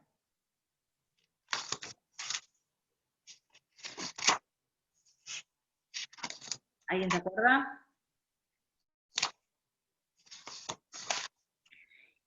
La carbamazepina controla el canal de sodio. ¿Sí? Si yo, en cambio, controlar el canal de sodio, lo contrario al canal de sodio siempre es el canal de cloro. ¿Sí? Tiene que ver con una cuestión de cargas. ¿Quiénes son los fármacos que afectan a los canales de cloro? Ustedes lo saben porque ya lo dijimos en otra respuesta. ¿Las benzodiazepinas? Las benzodiazepinas, bien. Vamos a suponer que ustedes leen y dicen, bueno, podemos cambiar la carbamazepina que produce, vamos a decir, alteraciones fetales, por la benzodiazepina que no produce alteraciones fetales. ¿Y cómo sería ese cambio, no? ¿Vamos a sacárselo y al otro día darle el otro? Gradual. Ah. ¿Qué significa, Sandra, en ese caso? No, y que hay que suspender la medicación que estaba tomando en ese momento e ir agregando de a poco el nuevo, no sé. Pero entonces gradual para un solo lado. Yo tengo 2 fármacos. Este es el que venía dando. Y este es el que voy a dar ahora. ¿Este se lo saco así? ¿Desapareció? Eso no es gradual. No, hay que hacerlo lentamente, bajando la dosis. Reduciendo la dosis de este, mientras voy aumentando la dosis de este. Podría ser eso. Esa podría ser una opción. ¿Y por qué no darle barbitúricos de vuelta? Porque podríamos darle barbitúricos también. Que también estimula el flujo del canal de cloro. ¿Por qué no? Es una embarazada. Y porque el barbitúrico tiene bajo, ¿cómo es? Estrecho índice terapéutico y es más peligroso. Bajo margen de seguridad, sí, bajo margen de seguridad. Muy bien, Rocío, que lo había escrito. Perfecto. Esa podría ser una respuesta. Hay un montón de respuestas. Igual se me ocurren un montón. Igualmente, interesante del embarazo es que no solamente hay defectos del tubo congénito, del tubo neural, por el efecto de la carbamazepina, sino que además la carbamazepina puede generar, y todos los anticonvulsivantes pueden generar defectos a nivel del corazón, duplicación del árbol urinario, defectos a nivel del riñón, fetal, ¿no? Me refiero. Espina bífida, mielomeningocele, en fin, toda una serie de alteraciones. Pero por otro lado, el tener convulsiones también puede generar desprendimientos placentarios, puede generar abortos espontáneos durante la convulsión, pueden generar hemorragias, pueden generar, en fin, toda una serie de patologías agregadas. Acá la problemática se hace bien compleja porque el tema es que si yo le saco un antiepiléptico, este antiepiléptico o lo cambio por cualquier otro, lo podría cambiar, por ejemplo, por una benzodiazepina como es el clonazepam, que es antiepiléptico. El clonazepam es antiepiléptico, lo podría cambiar. Pero no sé qué tipo de epilepsia tiene, si es una epilepsia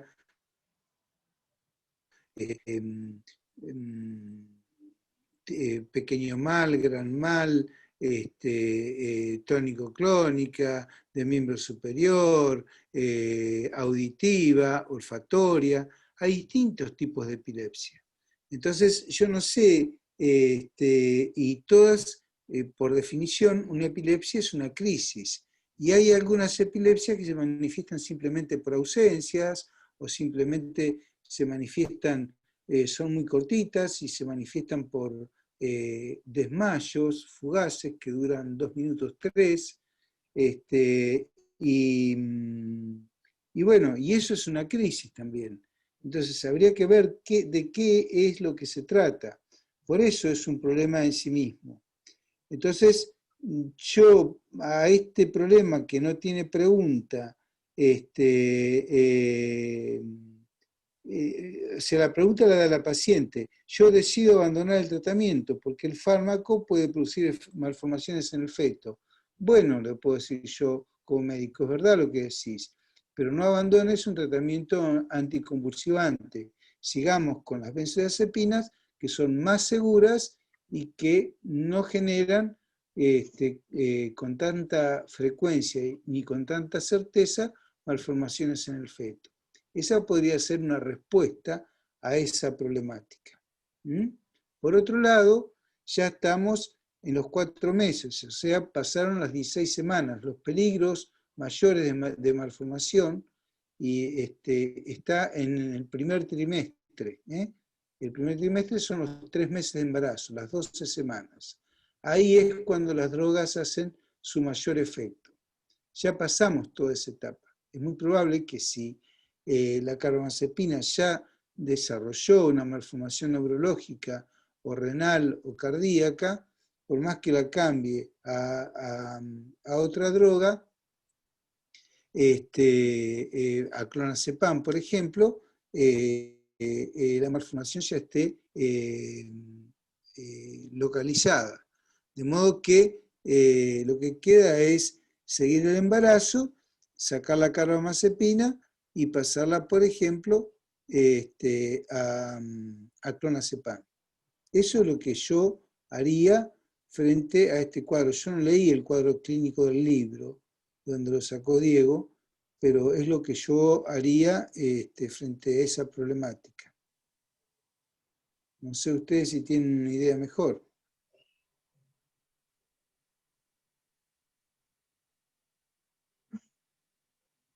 No. Bueno, vamos al caso 4, que nos quedan pocos minutos.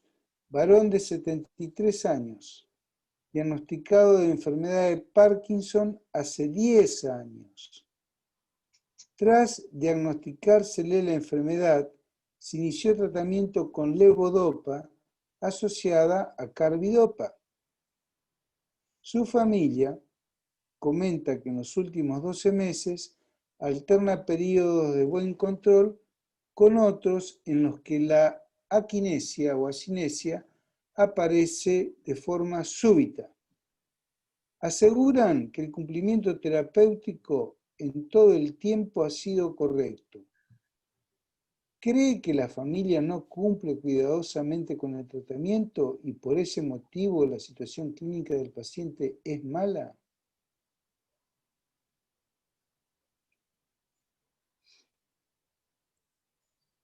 ¿Qué piensan, chicos? Digamos, analizando primero rápidamente, ¿qué es el Parkinson? Nadie va a decir nada. ¿Puede ser que sea una disminución de la dopamina? Sí, por la muerte es muy parecido al Alzheimer, lo que sucede también. Digamos, son dos enfermedades degenerativas. Bien. Y entonces, ¿perdón? Muerte de neuronas. Sí, muerte de neuronas. Y entonces dice que está, dice que recibe levodopa y carbidopa. ¿Quién me explica qué hace la levodopa y qué hace la carbidopa? La levodopa es un precursor de la dopamina. Claudia, a ver. Vuelve la dopamina. La levodopa restablece el neurotransmisor de la dopamina en áreas extrapiramidales del cerebro. Claro, es el precursor. Dice, aliviando de este modo determinados síntomas del Parkinson. Está bien, es el precursor de la dopamina, quiere decir que si yo le doy eso, se va a producir dopamina, ¿entienden eso? Y la carbidopa, Camila, que hoy estabas hablando. Es un inhibidor, no, para. Sí. Es un inhibidor. De la descarboxilasa. Descarboxilasa. ¿Y quién es la enzima descarboxilasa? ¿Qué hace normalmente la enzima descarboxilasa? ¿Por qué la tengo que inhibir? Porque es, no me sale la palabra, inhibe la dopamina. No, algo así. No, metaboliza la dopamina. Eso. Entonces, eso es, no, es como que la rompe, se la come, si quieren así, para entenderlo. Claro. Entonces le tengo que dar las dos para que por un lado se produzca dopamina y por el otro lado esté disponible esa dopamina. ¿Entienden? Entonces, las dos situaciones pueden ser que ustedes no confíen en la familia y crean que están mintiendo. Bueno, no sé. Y por el otro lado, ustedes le crean a la familia y le indiquen, bueno, le estamos dando este tratamiento, ¿qué más le podemos dar? Porque acuérdense que es una enfermedad degenerativa y no es que se va a curar. ¿Sí? El inhibidor de COM. Ah, a ver, un inhibidor de COM. ¿Por qué? No lo había pensado por ese lado, pero a ver. ¿Por qué inhibirías la COM? Aumenta la producción de dopamina en el cerebro. Ah, pero ahí tenemos un problema porque, a ver, la COM lo que hace es muy parecido a las descarboxilasas, ¿no? Puede ser, le doy un inhibidor, tengo dos inhibidores para la enzima. Eso es lo que vos harías. Otra opción, no.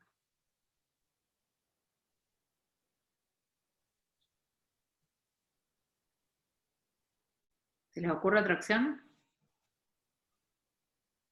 Le puedo dar un bloqueante colinérgico específico, ¿no?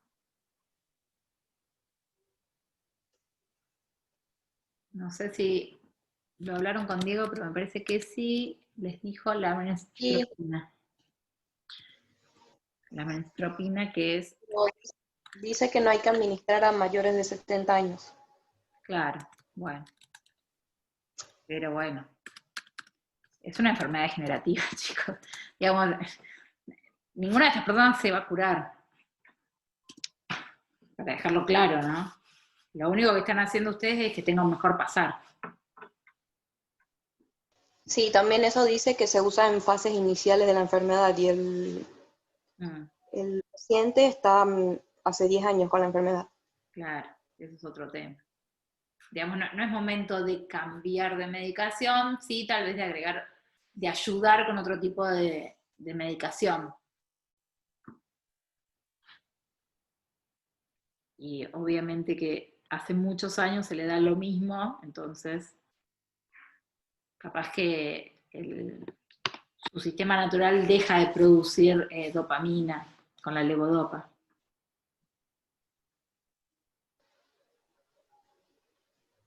¿Y en estos casos, profe, no sirve aumentar dosis o no se puede?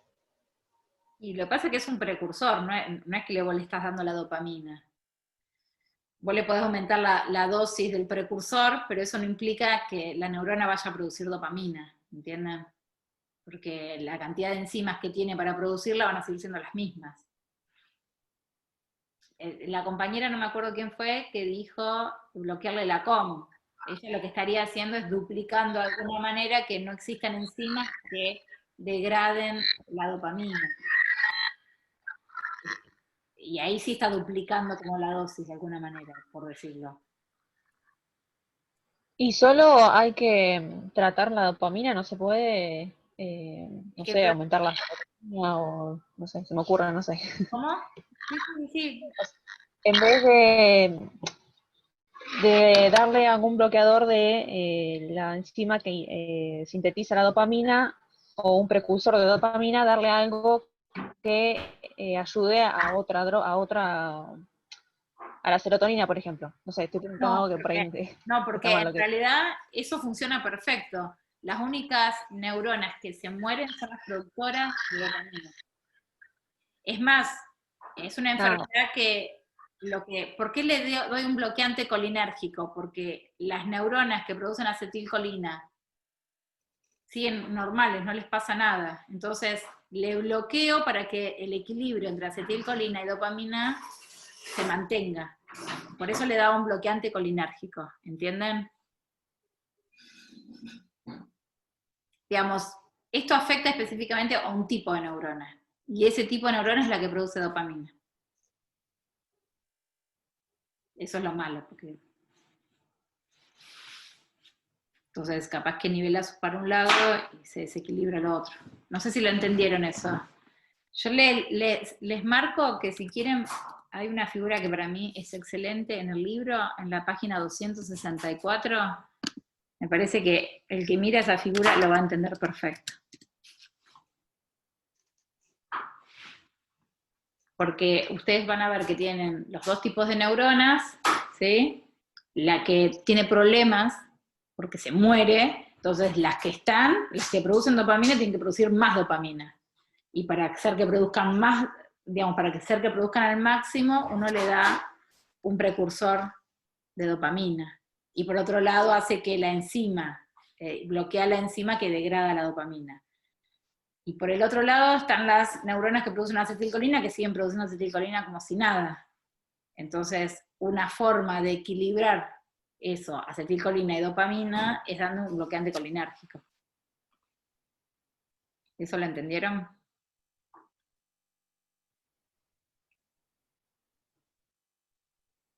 ¿Alguien? ¿O yo me colgué? Capaz que yo no tengo internet.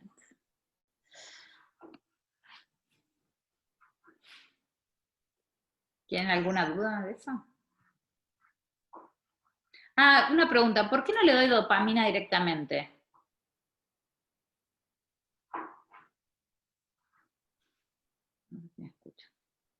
¿Me escuchan? Díganme. Sí, profe, sí se escucha. Perdón, porque yo, como ustedes se me cuelgan, pienso que no tengo internet. Se quedan tipo... Estábamos esperando.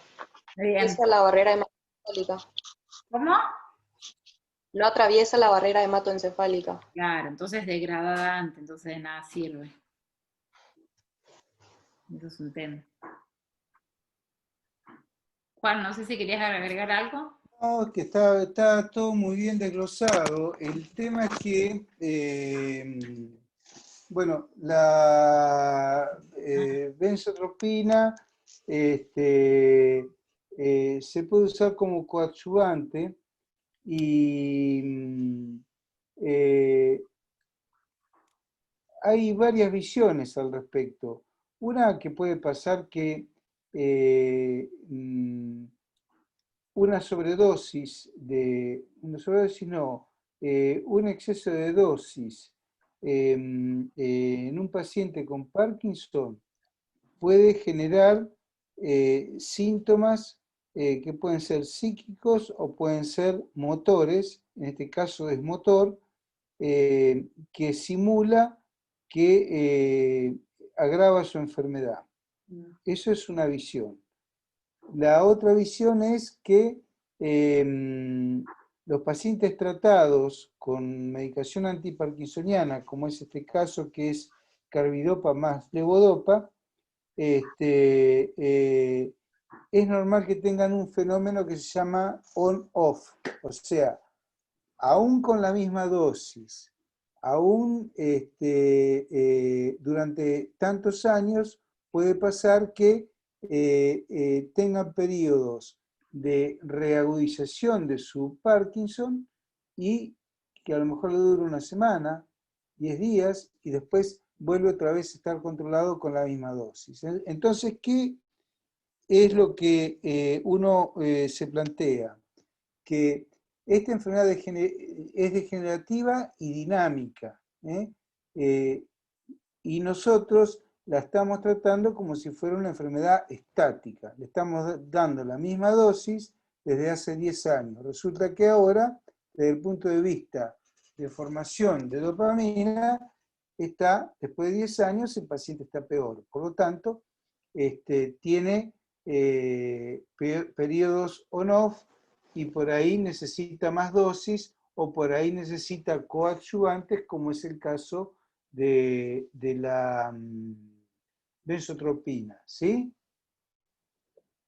Son casos difíciles de resolver, porque uno no sabe exactamente cuál es, a dónde se quiere llegar. Si queremos hablar de la carbidopa, o queremos hablar de la levodopa, o queremos hablar del Parkinson. Entonces, porque hay 3 respuestas para esta posibilidad. Hoy, a la mañana, algo parecido. De todas maneras,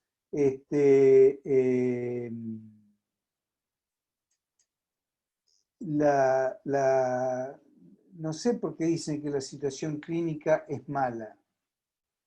No sé a qué se refiere con situación clínica mala. Estar 12 meses con periodos on-off no es una situación, después de 10 años de evolución de Parkinson. Por ejemplo, personas que se hayan muerto de Parkinson, con el Parkinson, en 10 años evolucionaron enormemente mal. Después, por ejemplo, el Papa Juan Pablo II se murió de Parkinson. No sé si ustedes se acuerdan del Papa Juan Pablo II, o lo conocieron.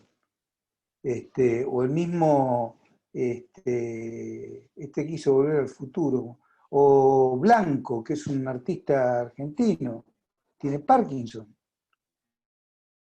El Indio Solari. Ahí está, el indio. Indio Solari. Agarró una edad incurable. Y todos le decían, ¿cansa o no? Es un poco peor, que además el Parkinson degenera en demencia insoniana, degenera hacia cualquier colateral. Entonces no sé bien hacia dónde dirigirse la pregunta, pero seamos más unicistas. Yo creo que se dirige a lo que es levodopa asociada a carbidopa. Ustedes recuerden, levodopa, la dopa que esté más tiempo, la levodopa, en el espacio intersináptico. Eso es todo, no hay mucho más. Y que bueno, seguramente necesite más dosis, pasan esos periodos o no. Y por ahí podés aumentarle un 30% la dosis, y en vez de tener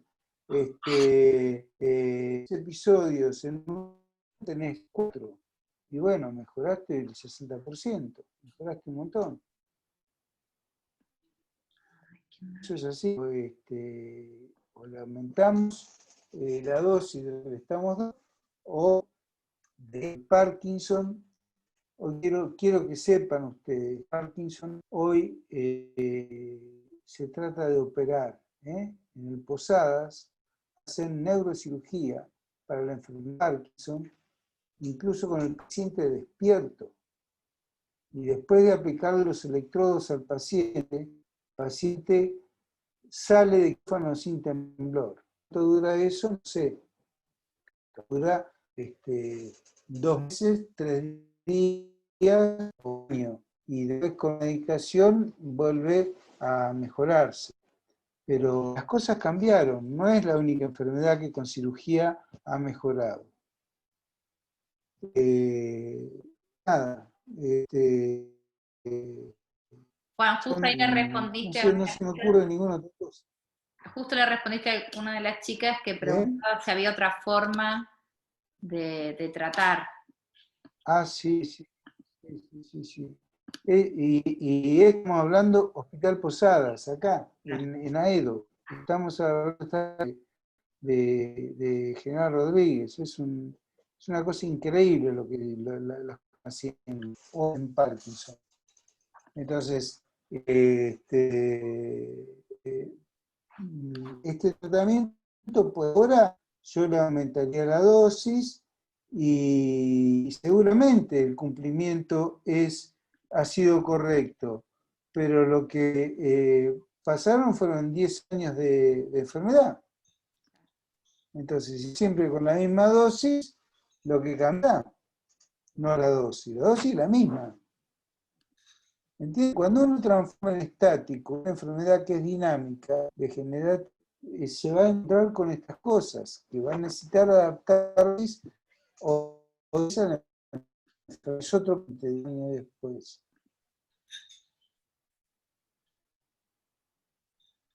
Bueno, vamos son las 9, chicos, 20:57.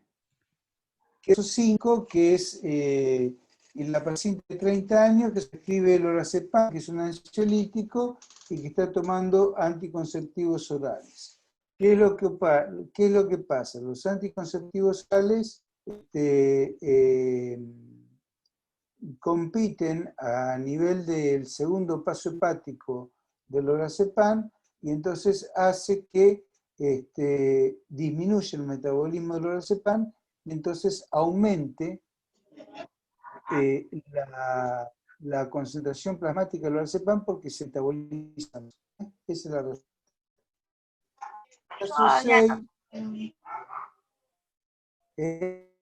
Había notado también, estaba seguro si era porque había leído también otra información. Está bien. En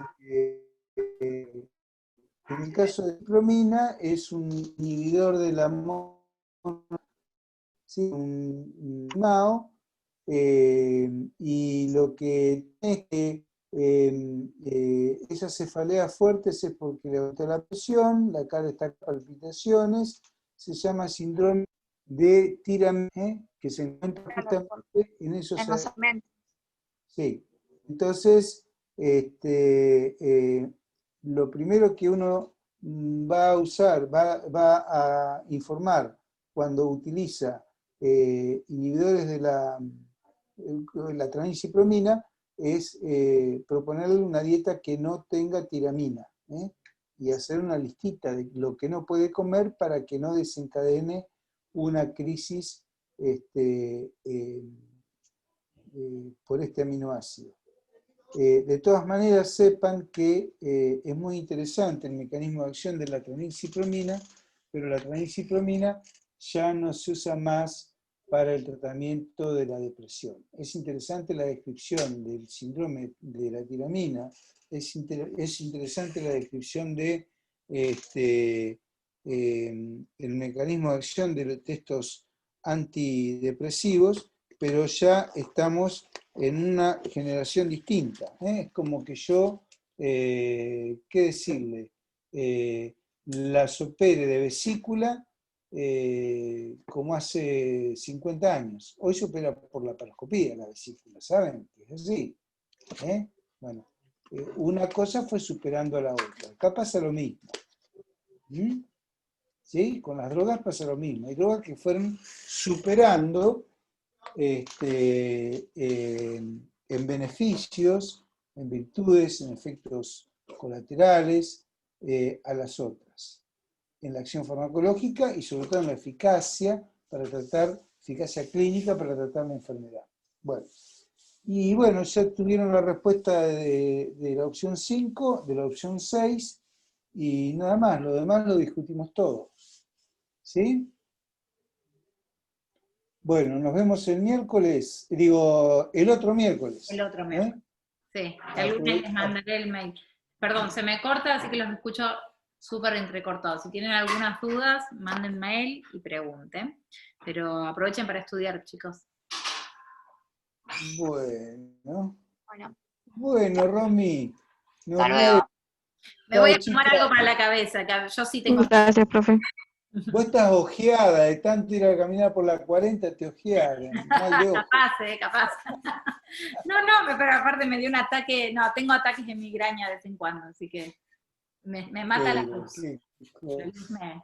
Bueno, que te pongas bien. Chao, chicas y chicos. Buena semana. Hasta luego. Buena semana, hasta luego. Chao.